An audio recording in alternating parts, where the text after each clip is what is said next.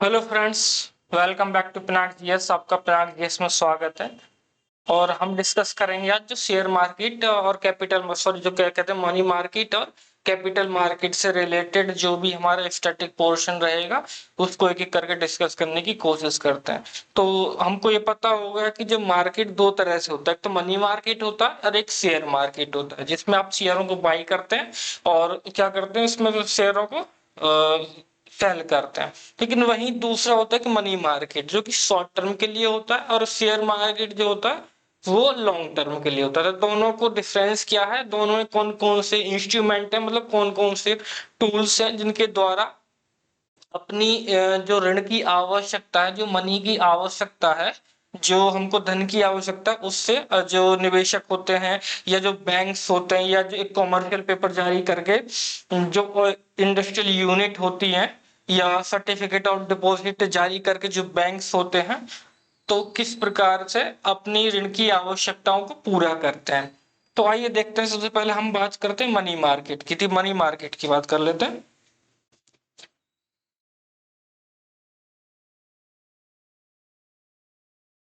चलो money market छोड़िए, पहले मैं आपको एक छोटा सा ओवरव्यू दे देता हूँ कि जैसे कि मार्केट की बात कर रहे हैं हम। मार्केट दो, एक कौन सी मनी मार्केट और दूसरा कैपिटल मार्केट।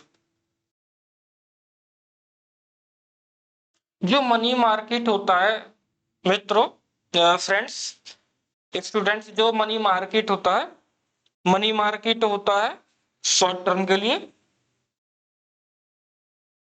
ये सबको पता होगा। और जो कैपिटल मार्केट होता है वो लॉन्ग टर्म के लिए होता है। शॉर्ट टर्म कितने कि भाई जो एक ईयर से कम की टाइम पीरियड के लिए जो यूज किया जाता है वो मनी मार्केट होता है। लेकिन एक साल से और ज्यादा, 1 से 3 साल तक, 5 साल तक जो यूज किया जाएगा उसमें यूज किया जाता है कैपिटल मार्केट। तो सबसे पहले हम मनी मार्केट के ही जो इंस्ट्रूमेंट है इसमें कौन कौन से निवेशक हो सकते हैं, कौन कौन सी क्या इसमें पहलू हो सकते हैं, कौन कौन सी इसमें संस्थाएं हो सकती हैं, उनको एक एक करके डिस्कस करते हैं। तो नेक्स्ट हेडिंग देंगे मनी मार्केट।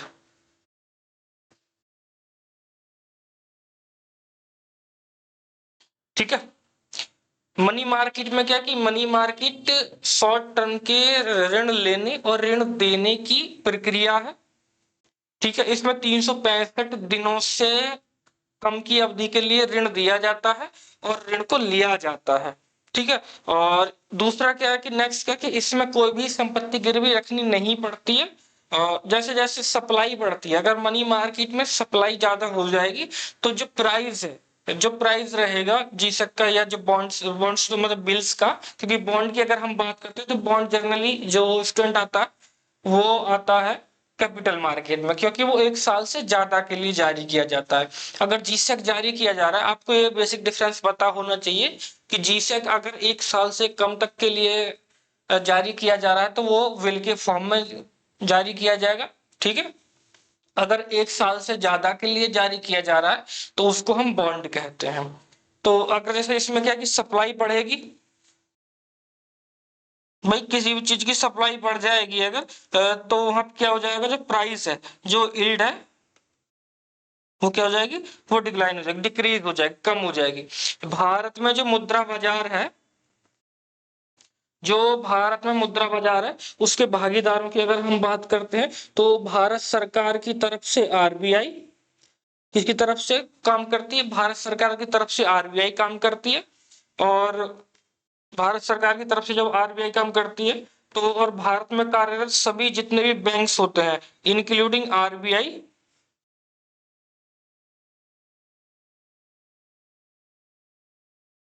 आरबीआई सहित और ऑल इंडिया इंस्टीट्यूशन,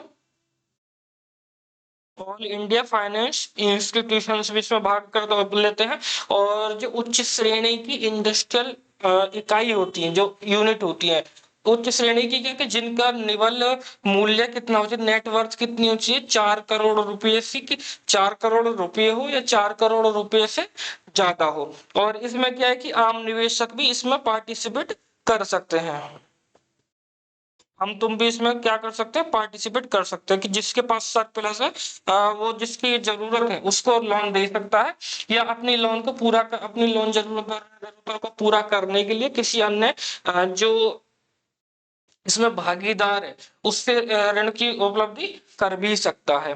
ठीक है, तो लेकिन जब हमारे साथ क्या होगा कि अभी 2022 में आरबीआई ने एक अकाउंट की बात की थी, रिटेल डायरेक्ट अकाउंट, ये आपको पता होगा, न्यूज में भी रहा था और क्वेश्चन पूछे जाने की संभावना भी बनी रहती है। तो रिटेल डायरेक्ट अकाउंट क्या होगा कि हम या आप, एक जो आम निवेशक होगा, वो रिटेल डायरेक्ट अकाउंट के द्वारा आरबीआई से अपनी वहां क्या करेगा, बिल्स को खरीद सकेगा और वहां पे बिल्स को बेच भी सकेगा, खरीद बिक्री की जाती रहेगी, जैसे कि ई कूवर प्लेटफॉर्म होता है आरबीआई का, तो उसी में जारी की थी। लेकिन उसके लिए जैसे हमारे डीमैट अकाउंट होता है, सेम ऐसे रिटेल डायरेक्ट गिल्ट अकाउंट भी खुलवाना होगा। ठीक है, अब बात करते हैं जो मुद्रा बाजार में लिए जाने वाले ऋण। तो मुद्रा बाजार में जो ऋण लिए जाते हैं वो मेनली तीन तरह के लिए जाते हैं। एक तो होता है overnight,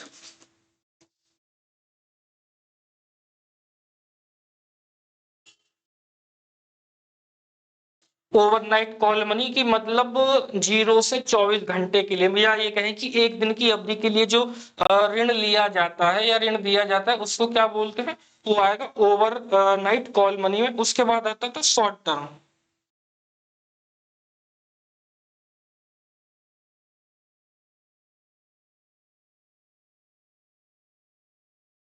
short term call money, short term notice money भी कह सकते हैं इसको, शॉर्ट टर्म कॉल मनी भी कहते हैं। इसमें क्या है कि 7 दिन से लेके 14 दिन तक के लिए, 24 मतलब 1 दिन से लेके 14 दिन तक के लिए, अगर एक दिन की बात कर रहे हैं तो ओवरनाइट कॉल मनी होगा।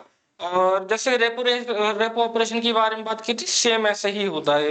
जो शॉर्ट टर्म की बात अगर हम कर रहे हैं ना, तो इसमें 1 दिन से लेके और 7 दिन तक के लिए और 14 दिन तक के लिए आपको मनी मिल सकती है। दूसरा क्या होता है, टर्म मनी।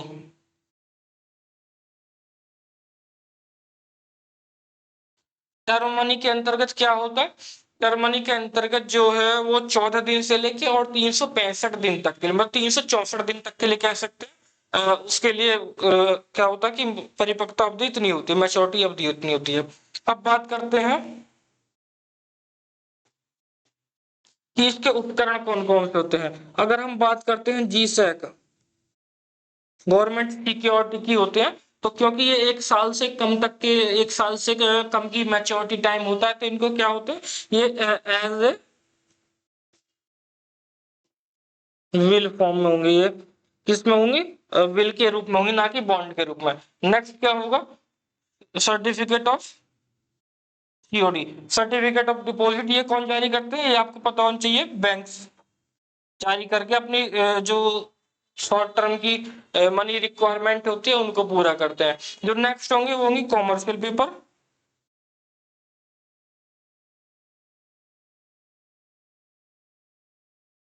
कॉमर्शियल पेपर कौन जारी करती है, जो इंडस्ट्रियल यूनिट होते हैं जिनका नेटवर्थ 4 करोड़ या 4 करोड़ रुपए के बराबर होना चाहिए या उसके ज्यादा होना चाहिए। नेटवर्थ मतलब निवन मूल्य।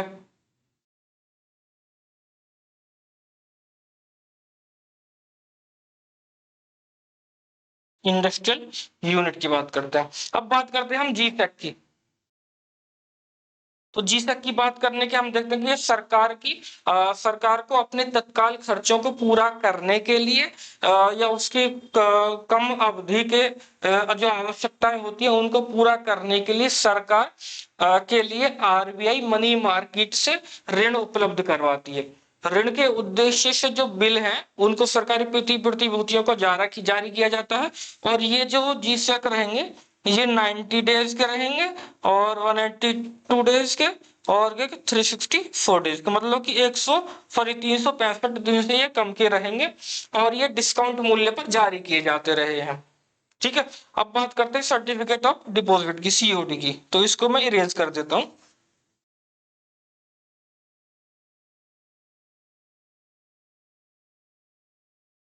तो अब किसकी बात करते हैं, अब बात करते हैं सर्टिफिकेट ऑफ डिपॉजिट्स की।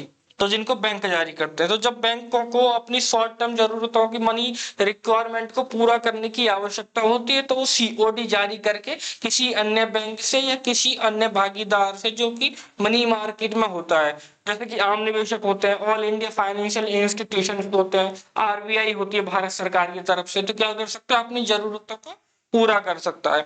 ये 7 दिन से 7 दिन से 1 ईयर तक के लिए जारी किए जा रहे हैं। और जो ये किए जाएंगे, ये न्यूनतम 5 लाख पे जारी किए जाते हैं, 5 लाख के, और ये 5 लाख के मल्टीपल पे ही जारी किए जाते हैं, जैसे 5 लाख, 10 लाख, 15 लाख और 20 लाख, इसी पे किए जाते हैं। भारत में जिस दर पर, भारत में जिस भी रेट पर एक दूसरे को शॉर्ट टर्म की जरूरतों को पूरा करने के लिए जो रेट होती है उसको तय किया जाता है, उसको बोलते हैं मिबोर। ये बहुत इंपॉर्टेंट पॉइंट है, क्या बोलते हैं, मिबोर। मिबोर का फुल फॉर्म अगर हम बात करें तो Mumbai inter bank offer rate की, मतलब जो बैंक आपस में जो रेट को ऑफर कर रहे हैं, जो शॉर्ट टर्म की जरूरतों को पूरा करने के लिए आपस में जो एक रेट को ऑफर कर रहे हैं कि भाई हमारे पास आइए, हम आपको इतनी रेट पर या इतनी ब्याज दर पर आपको मनी प्रोवाइड करा देते हैं, जो आपकी आवश्यकता है उनकी फुलफिल कर देते हैं। ठीक है। और वहीं अगर इसको लंदन में करते हैं तो इसको बोलते हैं लिबोर। ठीक है। और वहीं अगर इसको जापान में करते हैं तो जापान में इसको क्या बोलते हैं, टिबोर बोलते हैं। मुंबई, ये तो मुंबई में हो गई अगर इंडिया में कर रहे हैं, अगर लंदन में कर रहे हैं तो लिबोर, और अगर जापान में कर रहे हैं तो टिबोर। ठीक है। और अगर यूरो जोन में कर रहे हैं तो यूरिबोर। तो सिंपल सी मतलब है कि जो ये क्या है कि इंटरबैंक ऑफर रेट है, कि जिसमें एक बैंक या जो मनी मार्केट का भागीदार होता है, जो दूसरा बैंक होता है उसको देने के लिए जो ऋण देता है, उसमें क्या करते हैं, आपस में जो ऑफर रेट दी जाती है उसको कहते हैं, वो तय इसमें की जाती है। और जो यहाँ जो परिपक्वता अवधि होती है वो 1 साल तक की ही होती है, 365 दिन की ही हो सकती है। लेकिन जो मनी मार्केट है उसमें एक अपवाद भी है, जो ऑल इंडिया फाइनेंशियल इंस्टीट्यूशन है, जो AIFI है, वो जो अगर सीओडी जारी करते हैं तो, परंतु इनकी मैच्योरिटी जो रहेगी वो 1 साल से लेकर 3 साल तक की रहेगी। ठीक है। अब बात करते हैं नेक्स्ट की। तो नेक्स्ट हमारा कौन सा था, नेक्स्ट था कॉमर्शियल पेपर।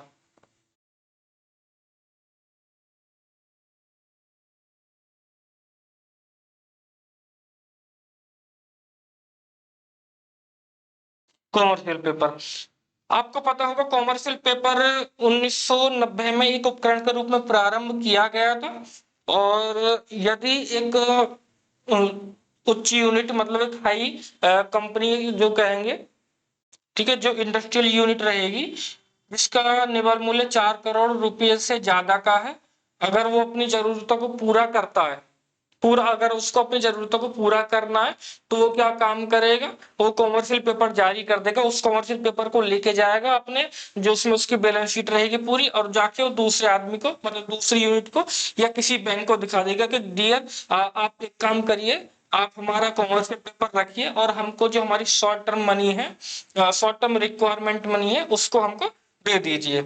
ठीक है। और ये भी क्या होगा, ये भी 5 लाख के मूल्य पे ही जारी किए जाते हैं, क्योंकि भाई जब इतनी बड़ी कंपनी है, आप उसको 1 लाख की जरूरत नहीं होती है उसको, ठीक है, उसको बहुत बड़ी रकम की जरूरत होती है, तो ये 5 लाख पे जारी किए जाते हैं। और 5 लाख के मल्टीपल पे ही इनको आगे भी जारी किया जाए, जैसे कि 5 लाख पे 10 लाख, 15 लाख, ऐसे ऐसे करके आगे तक किया जा सकता है। ठीक है। जो वर्तमान नियमों के अनुसार कॉमर्शियल पेपर वही औद्योगिक इकाई जारी कर सकती हैं जिनका नेटवर्थ 100 करोड़ रुपए हो या इससे अधिक का हो। यदि एक औद्योगिक इकाई एक वर्ष में, एक फाइनेंशियल ईयर में 1,000 करोड़ या इससे अधिक धनराशि कॉमर्शियल पेपर के माध्यम से प्राप्त करे, तब वो उस कॉमर्शियल पेपर की साख का निर्धारण करने के लिए कम से कम 2 क्रेडिट एजेंसियों की, 2 क्रेडिट रेटिंग एजेंसी होती है, उनकी आवश्यकता होती है। और उन क्रेडिट रेटिंग एजेंसियों के द्वारा जो रेटिंग दी जाएगी उसमें से जो सबसे कम रेटिंग वाली मानी जाएगी, जैसे कि अब मान लीजिए कि दो क्रेडिट रेटिंग एजेंसी थी और एक ने दिया इस कंपनी के कॉमर्शियल पेपर को ट्रिपल ए रेटिंग और दूसरे ने दिया, चलो ट्रिपल ए को छोड़िए कि मतलब 10 नंबर दिए, 10 में से 8 नंबर दिए। लेकिन वहीं दूसरी जो क्रेडिट रेटिंग एजेंसी थी उसने 10 में से 6 नंबर दिए, तो जो नीचे वाली रेटिंग होगी उसको माना जाएगा। ऐसा इसलिए क्योंकि कई बार क्या है कि इंडस्ट्रियल यूनिट साठगांठ करके अपनी कॉमर्शियल पेपर की जो सिचुएशन होती है, जो कंडीशन होती है, उसको अप करने की कोशिश करता है ताकि उसके खरीदार अच्छे से मिल जाए और इंटरेस्ट रेट भी कम पे मिले, जो उसको लोन मिल रहा है शॉर्ट टर्म के लिए वो भी कम अवधि के मिले। अब बात करते हैं वेलोसिटी ऑफ मनी। तो वेलोसिटी ऑफ मनी एक छोटा सा कॉन्सेप्ट है।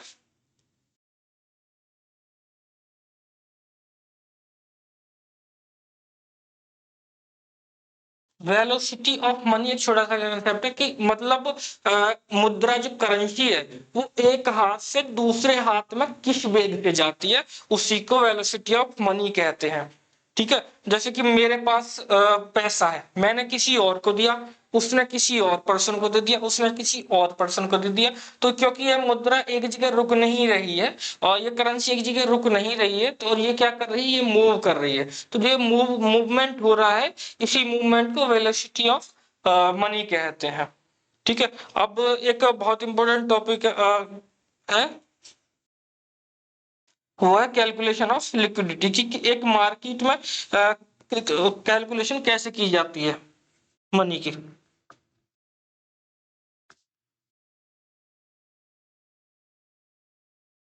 आप सबने M0 M1 M2 M3 M4 जरूर सुन रखे होंगे, तो उन्हीं को हम चर्चा करने वाले हैं। क्योंकि एक जो बैंक होती है, जो केंद्रीय बैंक होती है किसी देश की, उसको इस बात का पूरा मतलब पता होता है कि कहाँ पे कितनी सप्लाई है और कहाँ पे लिक्विडिटी क्राइसिस है और कहाँ पे लिक्विडिटी सरप्लस है। तो उन चीजों को मेंटेन करने के लिए तो जो केंद्रीय बैंक है, जैसे कि हमारे यहाँ आरबीआई है, आरबीआई उस कैलकुलेशन करने के लिए कि भाई कहाँ कितनी लिक्विडिटी है और कहाँ करने की जरूरत है लिक्विडिटी को और कहाँ ड्रॉप करने की जरूरत है लिक्विडिटी को, तो उसको पूरी जानकारी रहती है और उसको कैलकुलेशन के लिए आरबीआई कुछ चीजों को अपनाती है। उन चीजों में देखते हैं कि कौन कौन सी चीजें हैं। तो देखते हैं कि M0 में क्या करता है, जो आम लोगों के पास उपस्थित करेंसी नोट और सिक्के को इसमें क्या कर देते हैं, जोड़ देते हैं, और जो आरबीआई के पास भंडार है उनको भी जोड़ लेते हैं, मतलब करेंसी एंड कॉइन्स।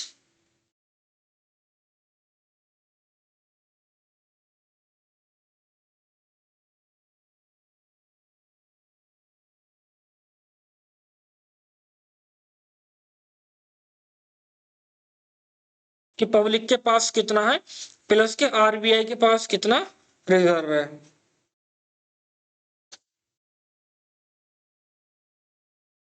इसमें M0 में देखते हैं। M0 को हम क्या कहते हैं, रिजर्व मनी भी कहते हैं। ये भी क्वेश्चन पूछा जाता है स्टेट पीसीएस में कि रिजर्व मनी किसको कहते हैं, तो इसको क्या बोलते हैं, इसको रिजर्व मनी भी बोलते हैं।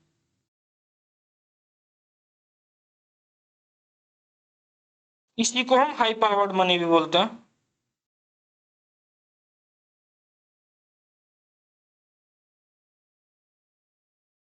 ठीक है, इसी को क्या बोलते हैं, इसी को रिजर्व मनी बोलते हैं।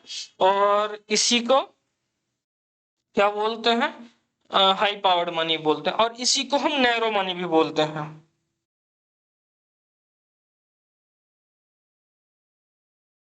नैरो मनी बोलते हैं। अब बात करते हैं M1 की।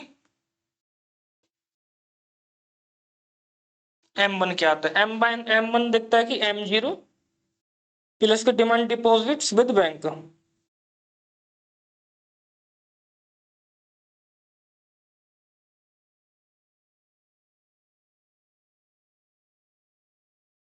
कि बैंकों के पास कितने डिमांड डिपॉजिट है, और M0 को जब ऐड कर देते हैं तो M1 की कैलकुलेशन हो जाती है। अब बात करते हैं नेक्स्ट M2 की।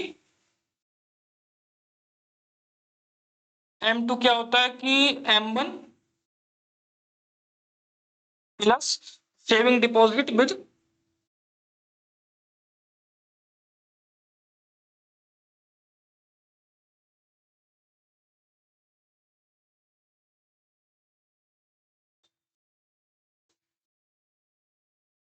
कि पोस्ट ऑफिस के पास कितनी सेविंग डिपॉजिट है, उनको जोड़ लेते हैं तो M2 आ जाता है। अब बात करते हैं M3 की। M3 में क्या होता है, M1 प्लस के टाइम डिपॉजिट या टर्म डिपॉजिट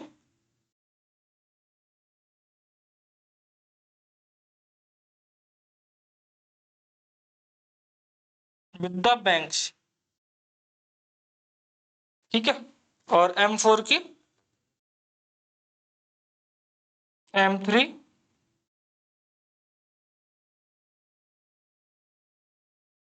प्लस की जो पोस्ट ऑफिस है ऑल द डिपॉजिट्स विद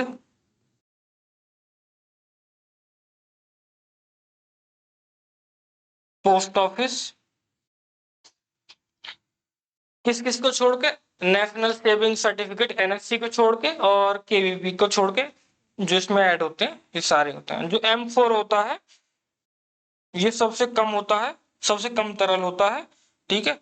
और इसको क्या बोलते हैं, इसको ब्रॉड मनी बोलते हैं,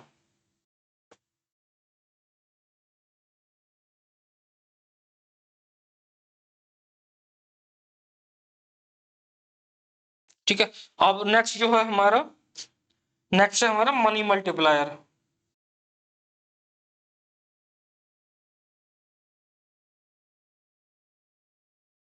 मनी मल्टीप्लायर का एक फॉर्मूला होता है M1/R। तो बैंक में आई जमा राशि का जो अर्थव्यवस्था में प्रभाव दिखता है उसे मनी मल्टीप्लायर कहते हैं, ठीक है। ये छोटा सा कॉन्सेप्ट था। अब बात करते हैं कैपिटल मार्केट की।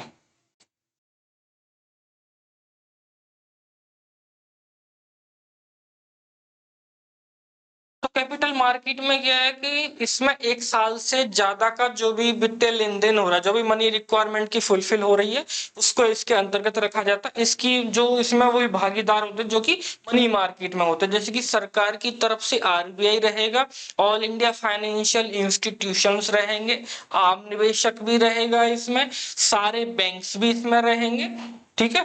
तो ये सब इसमें रहते हैं, मतलब RBI को छोड़, जो RRB है उनको छोड़ के। पूंजी बाजार जो होता है, कैपिटल मार्केट होता है, उसको कंप्लीट रूप से मैनेज कौन करता है, ना तो RBI करती है और ना ही सेबी करता है, तो उसको दोनों मिलजुल के करते हैं। मतलब RBI के पूर्ण नियंत्रण में नहीं होता, जैसे कि मनी मार्केट किसके नियंत्रण में होता था, RBI के नियंत्रण में होता था, लेकिन कैपिटल मार्केट को सेबी और RBI दोनों मिलके क्या करते हैं, रेगुलेट करते हैं। जो मनी को लेके सर्कुलेशन रहता है उसको तो कंट्रोल करती है RBI, लेकिन जो शेयर्स और डिवेंचर्स वगैरह को लेके जो भी रहता है कंट्रोल, वो रहता है सेबी का, security exchange board of India का रहता है, ठीक है। जो सरकारी प्रतिभूतियां हैं पूंजी बाजार में प्राप्त करने के लिए उपकरणों का प्रयोग होता है, उसमें क्या कि सरकारी प्रतिभूतियां क्योंकि एक साल से ज्यादा के लिए GSEC का प्रयोग किया जा रहा है, तो ये बॉन्ड के रूप में होता है। और वहीं जो इंडस्ट्रियल यूनिट होती है वो इसमें कॉमर्शियल पेपर जारी ना करके जारी करते हैं शेयर्स एंड डिवेंचर्स, क्योंकि आप लोगों को ही पता होगा, आप खुद शेयर खरीदते बेचते होंगे आप में से कुछ लोग। तो इंडस्ट्रियल यूनिट क्या जारी करते हैं, जैसे कि रिलायंस है, रिलायंस क्या एक इंडस्ट्रियल यूनिट ही तो, या MRF है, MRF क्या है कि एक इंडस्ट्रियल यूनिट ही तो है, लेकिन वो क्या करती है अपने कॉमर्शियल पेपर जारी तो एक दूसरा, क्योंकि शॉर्ट टर्म के लिए जारी करता है, लेकिन लॉन्ग टर्म के लिए शेयर्स या डिवेंचर जारी करती है। अब बात करते हैं GSEC की, द फॉर्म ऑफ बॉन्ड, क्योंकि एक साल से ज्यादा के लिए हो रहा है। तो इसमें क्या होता है कि जैसे जैसे बॉन्ड का मूल्य गिरता है तो बॉन्ड पर प्राप्त होने वाला जो प्रॉफिट होता है, जो यील्ड होता है, उसमें बढ़ोतरी होती है, ठीक है।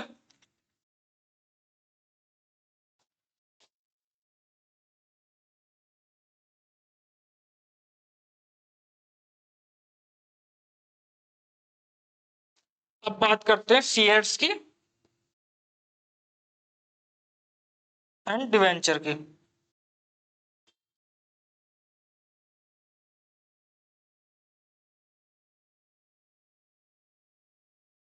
ठीक है।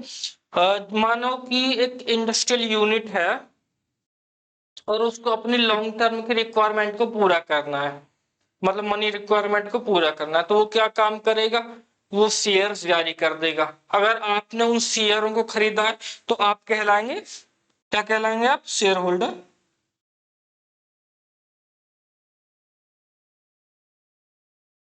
शेयर होल्डर खराया कहलाएंगे। अगर एक कंपनी है, एक इंडस्ट्रियल यूनिट है, उसने अगर जो ऋण पत्र है, जो कॉमर्शियल पेपर, सॉरी जो डिवेंचर है, उसको जारी किया है, तो आप क्या करेंगे, डिवेंचर होल्डर।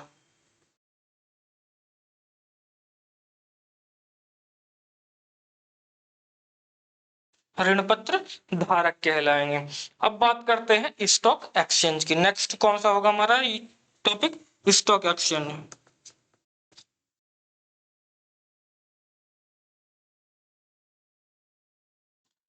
कि मतलब स्टॉक एक्सचेंज क्या है कि जब एक कंपनी अपने शेयर जो उसके खरीदने के इच्छुक निवेशक होते हैं उनको बेचती है, लेकिन उन जो जिन्होंने शेयर खरीदा है उनको भी आगे शेयर बेचने के लिए एक प्लेटफॉर्म की जरूरत होती है। तो जब इस प्लेटफॉर्म को ही क्या बोलते हैं, स्टॉक एक्सचेंज कहते हैं। मानो कि मैंने शेयर खरीदा, लेकिन फिर मुझे वो आगे बेचना है, किसी और को खरीदना है, तो उसके लिए एक प्लेटफॉर्म की तो आवश्यकता होगी। जैसे कि आरबीआई का ई कुबेर है, वैसे ही क्या कि एक स्टॉक एक्सचेंज प्लेटफॉर्म है, उसी को क्या बोलते हैं, जो शेयर मार्केट भी उसी को बोलते हैं। आपको पता होगा एनएससी और बीएससी,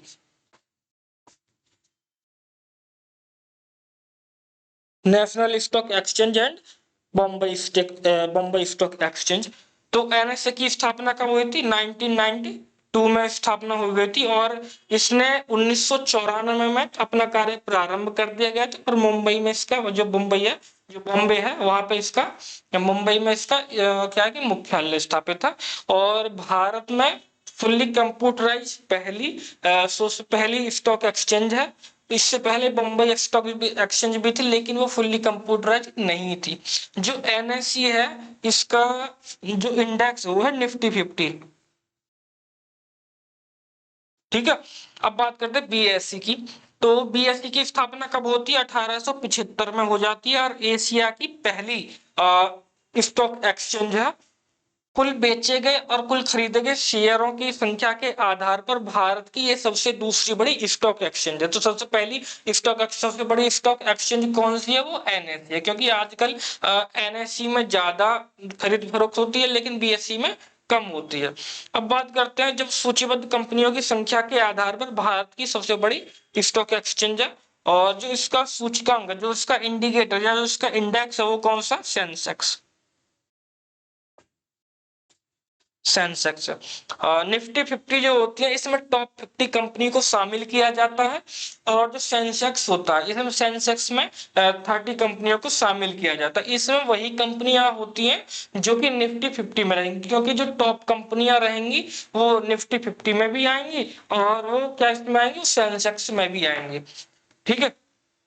अब बात करते हैं जो शेयर मार्केट का वर्गीकरण कैसे होता है, यहीं पर कर लेते हैं थोड़ा। शेयर मार्केट 202 होता है। एक तो क्या कि प्राइमरी मार्केट, एक होता है सेकेंडरी मार्केट।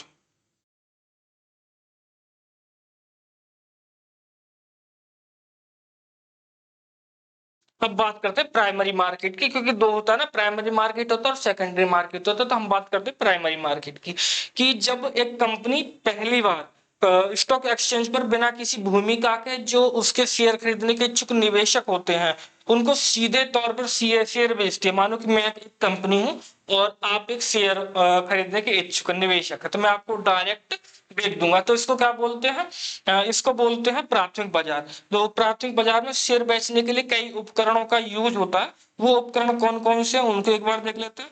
वो उपकरण है आईपीओ, कहते हैं ना कि कंपनी अपना आईपीओ ला रही है।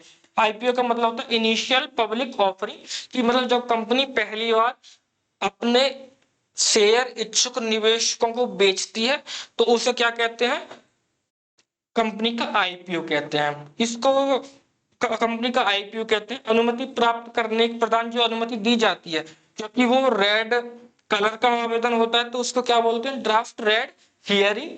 प्रोस्पेक्ट बोलते हैं, RHP बोलते हैं, ठीक है।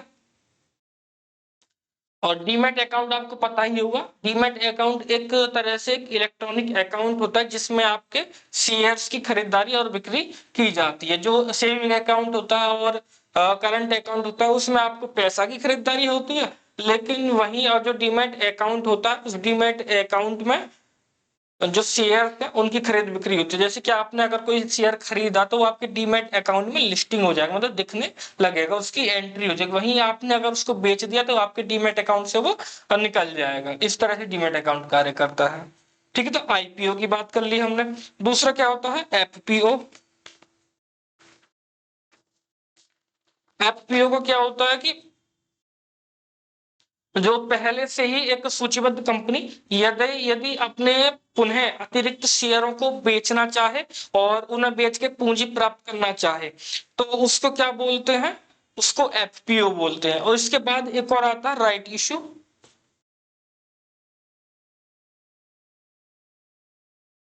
राइट इश्यू जो है वो एफपीओ की तरह ही है, लेकिन इसमें एक कंडीशन यह होती है कि जो शेयर बेचे गए हैं तो वो शेयर जो पुनः कंपनी, एक मानो की रिलायंस कंपनी है, उसने 100 शेयर पहले बेचे, ठीक है, और दोबारा से वो 100 शेयर और बेचना चाहती तो 100 शेयर सिर्फ उन्हीं लोगों को बेच सकती है जो कि पहले से शेयर होल्डर थे रिलायंस के। मानो कि मैं हूं और एक आप है, मेरी कंपनी है, मैंने आपको शेयर होल्डर से मैंने पहले आपको 1000 शेयर बेचे हुए हैं, आप सब लोगों को 1000 शेयर बेच दिए हैं। लेकिन अब मैं क्या काम करूंगा कि मुझे अपनी लॉन्ग टर्म रिक्वायरमेंट के लिए फिर से पूंजी प्राप्त करनी थी, फिर से कैपिटल प्राप्त करनी थी। तो मैं क्या काम करूंगा कि मैं बोलूंगा कि मैं 100 शेयर और निकालता हूं। लेकिन इसमें क्या होगा कि 100 शेयर मैं निकाल तो दूंगा, लेकिन वो न्यू जो इन्वेस्टर्स होंगे वो उसमें नहीं खरीद पाएंगे। जो आप सब लोगों ने खरीदे हैं शेयर तो आप सब लोग ही उसको दोबारा खरीद सकते हैं, वो छूट पर जारी किए जाते हैं, क्योंकि वो निवेशक क्या कर लें, दोबारा से उसको बाई कर लें। ये बाई बैक ऑफर भी लाया जाता है इसके लिए, उसकी भी हम आगे बात करेंगे। अब बात करते हैं सेकेंडरी मार्केट की। प्राइमरी मार्केट हमने देख लिया, अब बात करते हैं सेकेंडरी मार्केट की।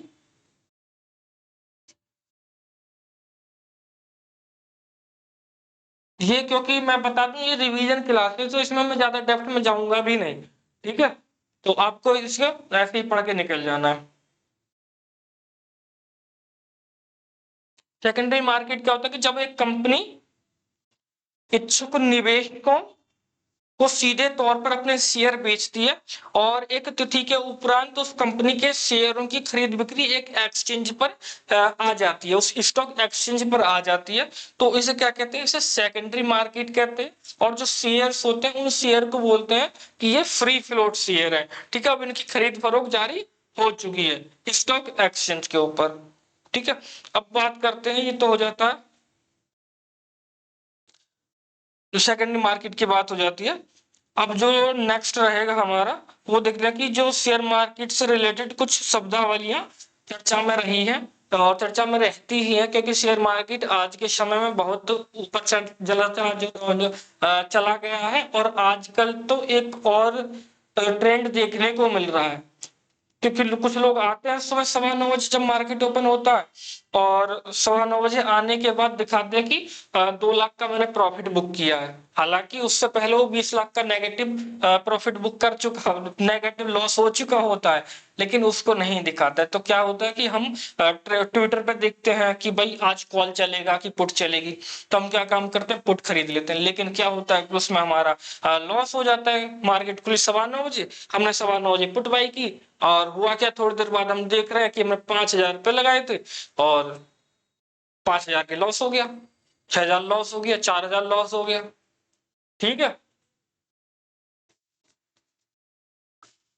अब बात करते हैं market capitalisation.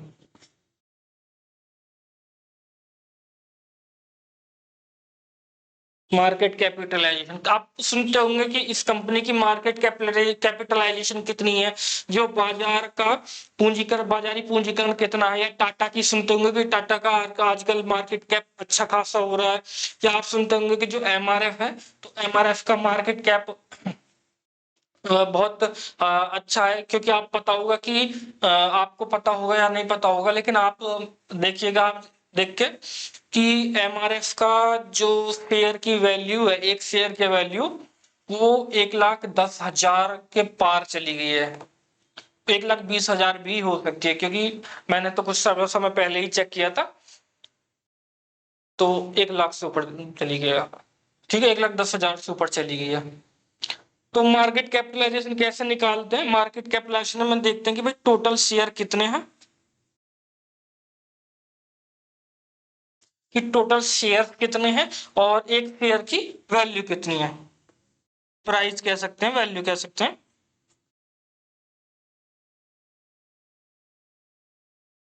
Price of one share, की एक शेयर की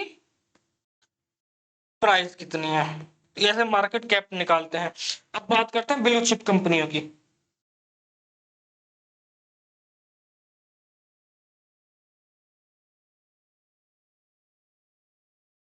ब्लू चिप कंपनियां क्या होती हैं? ब्लू चिप कंपनियां एक बड़े आकार की कंपनियां होती हैं जिनका प्रॉफिट का क्या रहता है, लाभ का उनका इतिहास रहता है कि उन्होंने प्रॉफिट ही बनाया है। निरंतर लाभ का क्या रहता है, निरंतर इतिहास रहता है। और समय समय पर वो क्या करते हैं, जो अपने शेयर होल्डर्स होते हैं उनको डिविडेंड भी वितरित करते हैं। और किसी भी तरह का उन्हें भ्रष्टाचार या बहुत कम जो प्रबंधन है, प्रबंधन में भ्रष्टाचार वगैरह बहुत कम देखने को मिलता है। तो इसलिए ब्लू चिप कंपनियां कहते हैं। जो प्रमुख सूचकांक होता है जैसे कि निफ्टी 50 होती है और सेंसेक्स होता है, उनमें जो रहती है कंपनी वो सारी ब्लू चिप कंपनियां रहती हैं। लेकिन ऐसा भी नहीं है कि जो निफ्टी और 50 में 50 कंपनियां हैं कि सिर्फ वही ब्लू चिप कंपनियां हैं, ऐसा भी नहीं। वो ब्लू चिप कंपनियों में भी जो टॉप की कंपनी है उनको उसमें शामिल किया जाता है। अब बात करते हैं, एक और आता है बियर, बुल्स। बुल्स और बियर, ये खुद आपको, ये खूब आपको सुनने को मिलता होगा कि भाई आज मार्केट बुलिश है, आज मार्केट बियरिश है। तो इनको देख लेते हैं।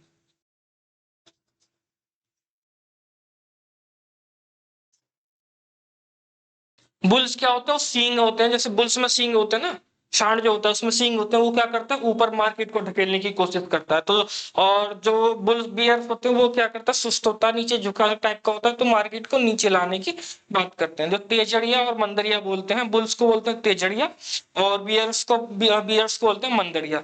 जो बुल्स होते हैं वो एक आशावादी होते हैं और मार्केट को ऊपर ले जाने की कोशिश में रहते हैं। वो आशा करते हैं कि मार्केट ऊपर जाएगा। वहीं इससे दूसरी ओर जो बियर्स होते हैं वो मार्केट में क्या करते हैं, निराशावादी होते हैं और वो बाजार में मंदी का अनुमान लगाते हैं। जो बुल्स होते हैं उनको बुलिश कहते हैं, और बुलिश कहते हैं मार्केट में। और सपोज करो मैं ही हूँ, मैं एक निराशावादी हूँ, मतलब कि मैं बियर्स हूँ, तो मुझको क्या बोलेंगे, बियरिश बोलेंगे। ठीक है, और आप हैं, आप क्या कह रहे हैं कि नई मार्केट आज ऊपर जाएगी, तो आप क्या है, आप बुलिश हो जाएंगे। ठीक है, अब बात करते हैं स्टैग।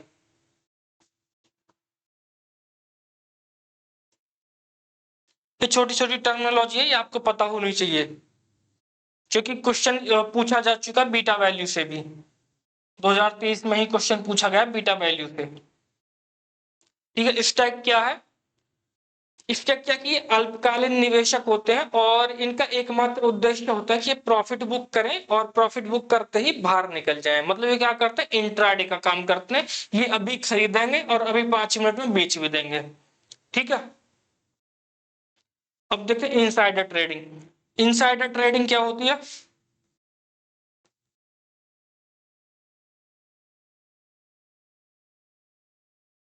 इनसाइडर ट्रेडिंग होती है कि शेयर बाजार में यह एक अवैध प्रक्रिया है यदि एक व्यक्ति किसी कंपनी से संबंधित जानकारी रखता है और जो उसकी गोपनीय जानकारी है, उस गोपनीय जानकारी के आधार पर यदि वह शेयर्स की खरीद और बिक्री करता है या अपने किसी संबंधी को खरीद और बिक्री कराता है, तो उसको भी इनसाइडर ट्रेडिंग कहते हैं। सर्कुलर ट्रेडिंग की एक दूसरा शब्द इसमें आता है, सर्कुलर ट्रेडिंग।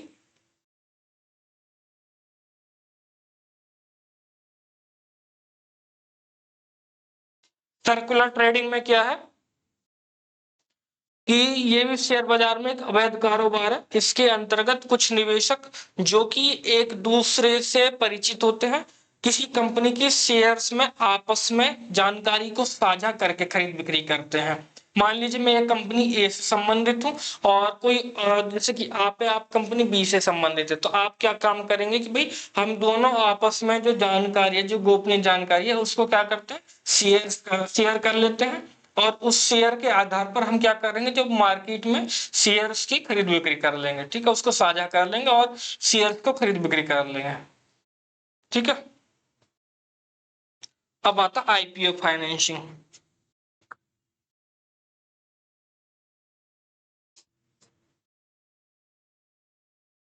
आईपीओ फाइनेंसिंग क्या होता है कि इसको आईपीओ वित्तीयन कहते हैं हिंदी में। तो आईपीओ वित्तीयन एक आईपीओ से पैसा लगाने के उद्देश्य से एक व्यक्ति को ऋण प्रदान करना है। कि मानो मैं आईपीओ ला रहा हूं, तो बैंक क्या करेगा कि चलो आप अपनी कंपनी का आईपीओ लाइए, हम आपको फंडिंग कर देते हैं। तो उसको क्या बोलते हैं, आईपीओ की फंडिंग बोलते हैं, आईपीओ फाइनेंसिंग बोलते हैं। ठीक है, अब बात करते हैं नेक्स्ट, रोलिंग सेटलमेंट की। रोलिंग सेटलमेंट की, चलो आगे लेते हैं इसको।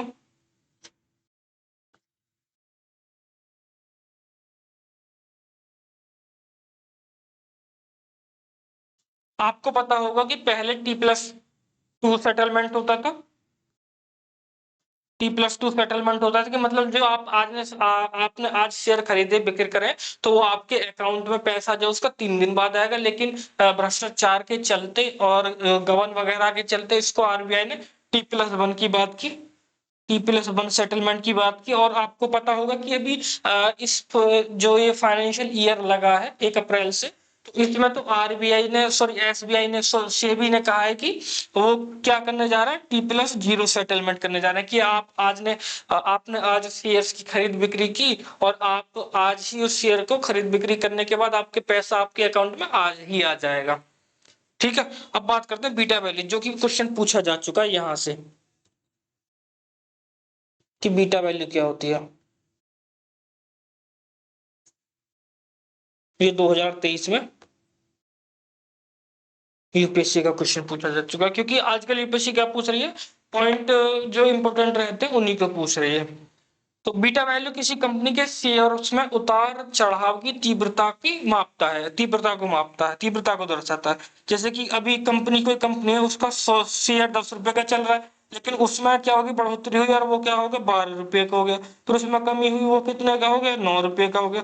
तो जो इसी को दर्शाता है, तो उतार चढ़ाव को जो प्रदर्शित करता है, जो रिप्रेजेंट करता है, उसी को बीटा वैल्यू कहते हैं।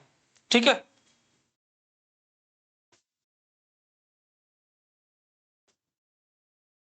एक है स्वेट इक्विटी।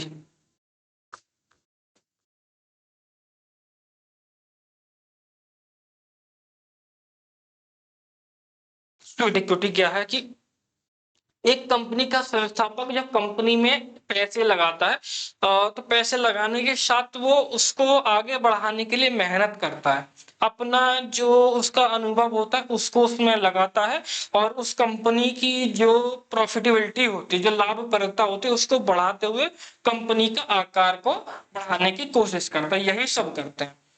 तो जो एक कंपनी के संस्थापक के द्वारा जो वैल्यू लगाई गई थी, उसके ऊपर जो वैल्यू उसको बढ़ा के की गई है, उसको स्वेट इक्विटी कहते हैं। जो एग्जाम्पल से समझे कि एक कंपनी है जिसने 100 रुपए में 100 रुपए क्या क्या क्या काम किया, उसने 100 रुपए की पूंजी निवेश से एक कंपनी की स्थापना की, और अगले 10 वर्षों में इसका संस्थापक कंपनी की 10% हिस्सेदारी, मतलब इसका क्या कर देता, 10% हिस्सेदारी कितने में बेच देता, 100 में बेच देता है। तो यह कहा जा सकता है कि कंपनी का अब निवल मूल्य कितना होगा, क्योंकि 10% उसने 100 में बेच दी, तो कंपनी का निवल मूल्य कितना हो जाएगा, अब 1000 रुपये होगा।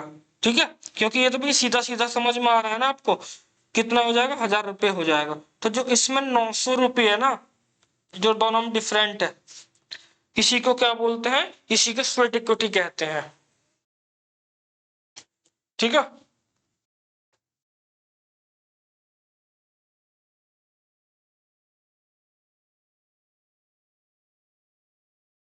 एक पॉइंट और चर्चा में रहा है, एल्गो ट्रेडिंग।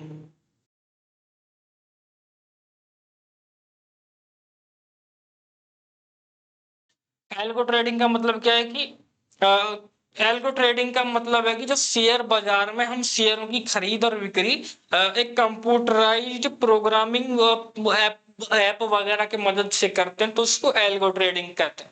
और आसान भाषा में समझना है तो समझिए ऐसे कि जैसे कि आपने अपने ब्रोकरेज अकाउंट में, जैसे कि जरोधा है या ग्रो है, आपने क्या काम किया, उसमें एक टारगेट लगाया एक शेयर के लिए कि अगर ये शेयर जैसे कि सपोज करो 100 पे चल रहा है शेयर, आपने टारगेट लगा दिया कि जैसे ही 95 पे आएगा तो मुझे क्या करना है, ये बाई करना है।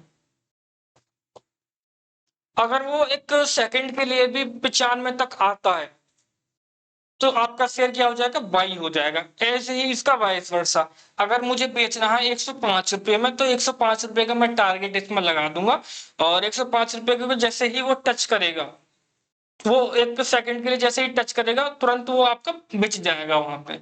तो ये जो एल्गो ट्रेडिंग होती है, जो हम अपने हैंड से ट्रेडिंग करते हैं, हाथ से ट्रेडिंग करते हैं, उससे कहीं फास्ट होती है। क्योंकि आपको पता होगा बैंक निफ्टी में और निफ्टी 50 में तो चलो ठीक है, लेकिन बैंक निफ्टी में और जो फिन निफ्टी होती है, इसमें जो मूवमेंट रहती है वो बहुत ज्यादा मूवमेंट रहती है, ये सब डियर आपको पता ही होगा। ठीक है, इसमें मूवमेंट बहुत ज्यादा रहती है, तो इसमें जो हाथ से, अपने हाथ से आप उस शेयरों को खरीद बिक्री के लिए आपने क्या है कि आपका शेयर अभी 105 पे चल रहा था, आपने बेचा और जब तक आपने सेल किया तब तक वो 103 आ गया, तो आपको लॉस हो गया। लेकिन अगर आपने टारगेट फिक्स कर दिया एल्गो ट्रेडिंग की, तो इसको क्या बोलते हैं, इसी को एल्गो ट्रेडिंग बोलते हैं, तो आपको प्रॉफिट ही रहेगा। मतलब प्रॉफिट जरूरी नहीं है कि प्रॉफिट ही रहेगा, मतलब जो आपने टारगेट लगाया है, अगर वो एक सेकंड के लिए भी टारगेट को टच करता है तो वो आपका शेयर सेल हो जाएगा या शेयर बाई हो जाएगा। तो शेयर मार्केट में और कैपिटल मार्केट में इतना ही था जो कि हमारे एग्जाम के पॉइंट ऑफ व्यू से इंपॉर्टेंट हो सकता था। अब जो रहेगा आगे, आगे की बात करेंगे, आगे हमको कौन सा टॉपिक पढ़ना है वो मिलेंगे एक नई वीडियो में। ठीक है, जब तक के लिए